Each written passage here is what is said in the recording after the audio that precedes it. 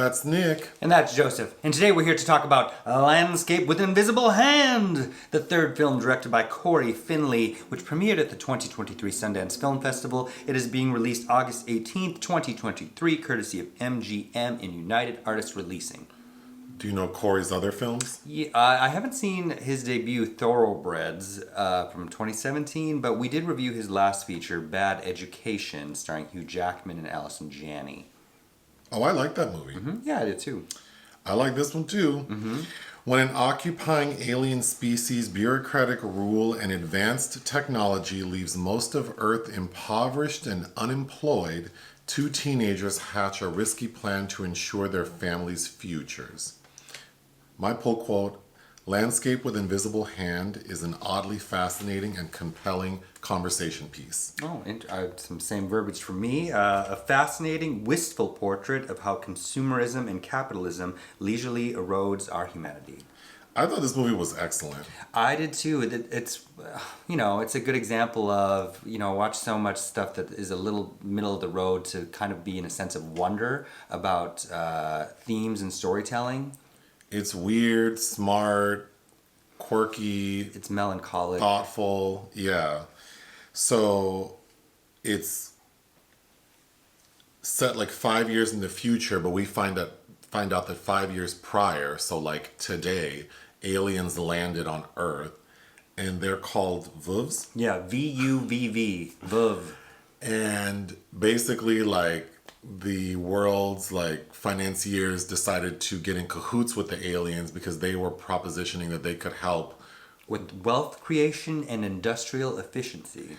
But really, they have just sucked all the life out of Earth, so people, we really don't have much left. Like, resources are dwindling. The aliens are basically colonizers. Yeah. Yes. Mm-hmm. But we focus on two families. Tiffany Haddish. Mm-hmm. Playing Beth. She has two children. Mm-hmm. And Josh Hamilton has two children. And his name is Mr. Marsh, I think. Mm-hmm. Okay. The Marshes and the Campbells. Yeah. The Marshes and the Campbells. So Tiffany has a son. He's, I would say, the lead of the movie. Mm-hmm. Asante Blackk playing Adam. And if you haven't seen Ava DuVernay's When They See Us, which he's a part of that great ensemble series on Netflix, I highly recommend it. So Adam is maybe like 13. And he goes to school with a girl named Chloe. Mm-hmm. Played by Kylie Rogers, who we just saw in Beau is Afraid this year. Oh. She's the one that drinks paint.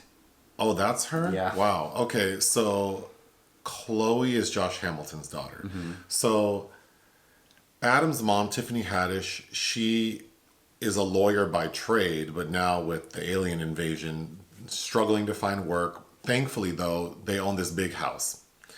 And the dad, her husband, like left one day and never came back.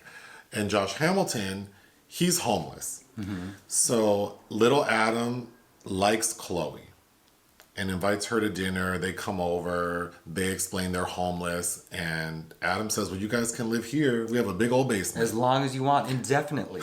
And Tiffany Haddish is like, we need to talk about this. She goes, my son's very empathetic. But they move in. The main sort of plot point is the aliens don't really have emotion. Like, they don't understand love and romance. So all of the humans wear a thing called a node, which is like a little Bluetooth thing they attach to their forehead. And they can receive information, but also transmit information. And we find out that the aliens are willing to pay to observe people. So you can sign up to say, like, you can watch our relationship, and then based on how many viewers there are, they can make money. So Chloe gets the bright idea that she and Adam should present like a romance, and the aliens will, because they need money. So they start making a lot of money. Mm-hmm.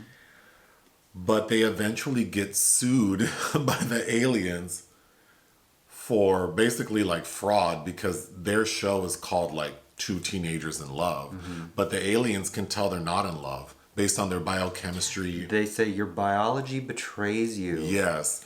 And they're suing them for an exorbitant amount of money. Like, they're basically told that the debt you're going to be in, you won't pay off for 6 generations. But Tiffany Haddish's character, who used to be a lawyer, she decides, I'm going to go and speak to this alien who is suing her child. And she says, let's work out a deal. And the deal she works out is that she has agreed to marry this alien's child so that they can view like that kind of love. So they have a full-on wedding, but it's miserable because this alien wants her to act like June Cleaver. Yeah, because it's much like Galaxy Quest. These aliens have been watching us since the 50s, and I've looked at old television series and want to emulate that for some reason. To the point where he orders her a blonde wig. And she's like, nah. So she ends up getting a job and walking out on him. But thankfully, Josh Hamilton's still in the house, and he dons the wig and pretends to be the wife for this alien. Mm-hmm. And because he's willing to do whatever the alien says, the alien is happy for now. Mm-hmm. But where things take a turn is Adam, the kid, he's an artist.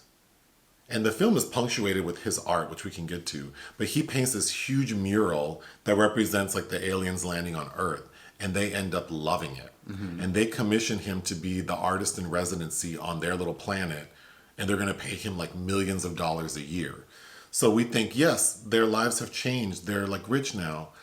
But he gets up there and realizes he can't do it. He can't live in this environment. They took his art and like doodled on it. So he comes back home. The end.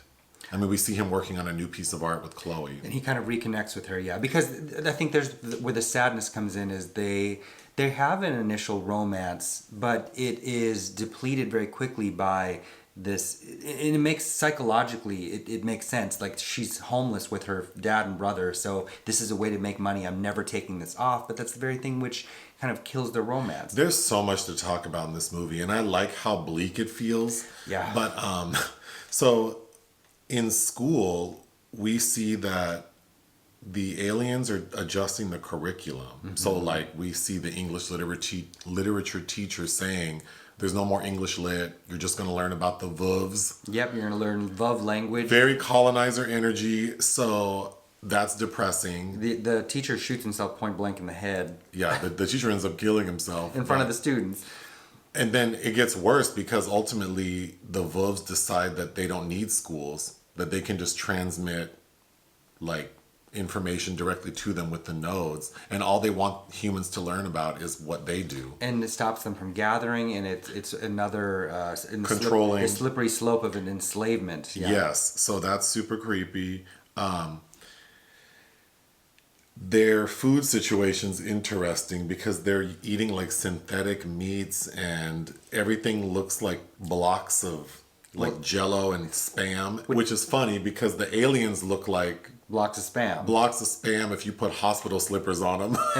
and then the way they speak is by rubbing their hands. Appendages together. Oh, and but it sounds like scraping. But then they have these boxes that translate the scraping into English.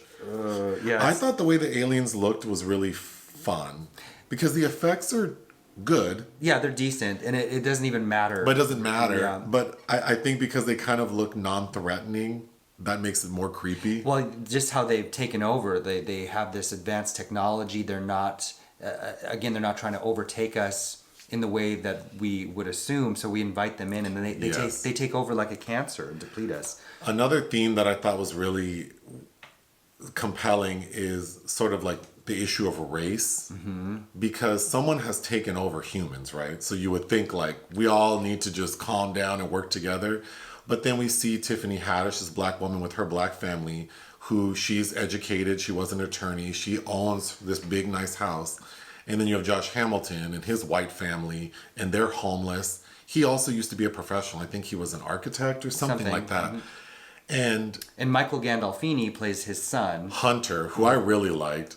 So their family comes in and immediately, at first they're gracious, but then those microaggressions start, and Tiffany's trying to establish rules, and immediately they're like, you're not better than us. Yeah, she just asked them to say, hey, when you use my computer, could you ask me first? Could you ask before you eat my food? They lose it. I thought that was really interesting. That's really well done, and shows how gracious then she is by allowing them to still stay in her house. But then when the tables turn, because she refuses to pretend to be the wife of this baby alien, but then Josh Hamilton assumes the role of wife, and then he explains to her like, well, they like us better, and You would have done the same to me. I don't feel bad because you would have done the same. And then when the tables turn again and Adam gets millions of dollars, you can tell they're salty about it. It's all very interesting. It's interesting because it really is a metaphor for life now in relation to class issues and the one percenters and these wealthy people that control everything, and how we're all crabs in the bucket over things that we've been conditioned to believe matter that don't. At one point, Hunter shaves his eyebrows, which I thought was so funny because it seems like it's just random. Well, it looks like, because there's another human that we see that's an aesthetic that aliens like. Oh, is that why he does it? I thought so. Oh, I think he's a handsome guy, but then him sitting there with no eyebrows, he looks so crazy. Yeah. But I liked it. It reminded me a lot of Elysium mixed with something like Another Earth. There's a moment when Hunter confronts his sister at the dinner table because, again, the race stuff, because he seems angry. He says, you're playing lovey-dovey with a kid who is locking you and your family in his basement. So at first, it seems like maybe he's bothered that it's a black kid, but then also that they need help from this family. Well, they're basically, it's not quite sex work or prostitution, but this girl is prostituting her emotions. That, but then also the way Hunter interprets it, like, your sister's the one who came up with this bright idea, and this family's letting you live in their house, and the way that he's turning it into, like, they don't deserve this. Mm-hmm. It's like, well, y'all could just get up and go. Mm-hmm. And then also, like, would you have helped these people? Well, also, the black family aren't wealthy. They're hobbled as well. Right. The system. They just happen to own this house. Yeah. When they receive the letter, they're being sued because they're presenting this fake love to the aliens. So all the aliens who are on Earth and then the rich humans who can afford it live on these floating islands. It's very Hunger Games to me. That's like Elysium. Or you said Elysium. The driver that picks up Chloe and Adam is a human, and we're told that he used to be a neurosurgeon before the aliens came. But now he's just driving people around. Because he makes 5 times as much. Because he makes way more. And I just thought that, just like This notion of selling our soul, and for what? Like, how much do you need? Well, in status, because it's like, what do you value more? Because he says, well, I could be doing surgeries up here, but I make more money doing, driving around this golf cart. Which is made worse because these alien creatures move around differently and have spacecrafts. They don't even need drivers. It's just how it looks amongst the other humans. Something that I thought was really impressive is, Chloe and Adam are like these teenagers and they're pretending to be in this relationship. And the way their relationship evolves as a function of pretending to be in love, I thought very slickly resembled what being married's like. And I think watching it, well, it's true to a degree, but just this idea that, like, you get into a situation with good intentions and real feelings, but as time goes on, things change. And then a lot of people stay in relationships. People stay in relationships for various reasons, but many people, I think, stay in them because they feel trapped. They do, but also not realizing that doing something that's not working is unhealthy because they're doing something that is ruining that. But when they take that away, when they both come to the epiphany that they still do, that's what the ending is to me, is that they're working together on this mural again, but that there is a feeling there. It just needs to be privately between themselves, perhaps. Right, but what I'm trying to say is I think it's very slick how this very sort of mature adult situation, not mature, watching these young people engage in a way that replicates like mature adult situations is very interesting. Because, when they stop doing this thing that they ultimately, they had to pretend to keep it going. Once they let go of all of that and get back to basics, they reconnect. And then it would seem that maybe they are going to have something genuine moving forward. Well, and I think it's so smart because it plays into how kookily we define things anyway. But these aliens are suing them for being fraudulent. But this reality television apparatus that the aliens are obsessed with viewing humans through is by default inauthentic, which is evidenced by Chloe having to narrate what's happening. Well, and another interesting theme is this idea of like reality TV and how inherently it's not real. Yeah, It's like, not real, but it's supposedly a reflection of our culture and our values and how we navigate life. And I don't know. It's just really a mind F. Adam's dad, Tiffany's husband, returns suddenly. Oh, played by William Jackson Harper of Midsummer. And I thought, because when he returns, that's the point where Tiffany is married to the alien and he sees her in bed with the alien, which of course made me think of Possession.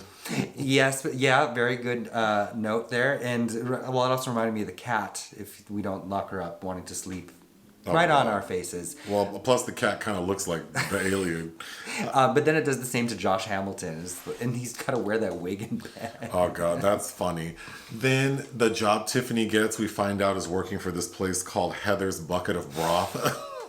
It was really nice seeing Tiffany Haddish be more subdued. That's what I said. It's nice seeing Tiffany not being Tiffany. It's like when she was in that Ike Barinholtz film as well. It just, she's actually giving a performance as someone else and not trying to generate laughs in every single sequence. And I don't know, I really liked it. I think it's some of her best work. This was a really nice intersection of humor and thoughtfulness. I would definitely recommend it with people. Yeah, and as the artwork reflects in the years of progression that we get on it. Oh, that's right. I think the ending is ambiguous, and like we were afterwards talking about the film, saying, are you a glass half empty or half full person? Well, to better explain the artwork, so throughout the film and in the opening, we see images of art and like the title and when they were painted. So based on the dates and assuming that those paintings were done by Adam, we can assume that he lived on, at least as a painter, for another 10 to 12 years. Mm-hmm. So it is ambiguous, like why did he stop? Why are we only being seen work during that period? Maybe the world ends at that point. Maybe, but also it's evidence that life moved on for him and he was still able to create his art. Which ultimately made me feel like the overall message is like, we have to keep going, even when things seem bleak. Like if your decision is to keep going, because obviously some people choose not to keep going, but if you do choose to keep going, then you have to keep pushing, even though the end seems bleak. So even though the film felt very bleak to me, there is a message of hopefulness in it that was sweet. I thought it was sweet. They could have played the Righteous Brothers. You've lost that loving feeling at the moment they're confronted with their fraudulent romance, but or that could have something similar in the end. But I don't know. I really enjoyed this film. What would you give it? 4. I would give it 4 out of 5. I thought it was excellent. Anything else? No. Hit the thanks button. Listen to our podcast. Bye.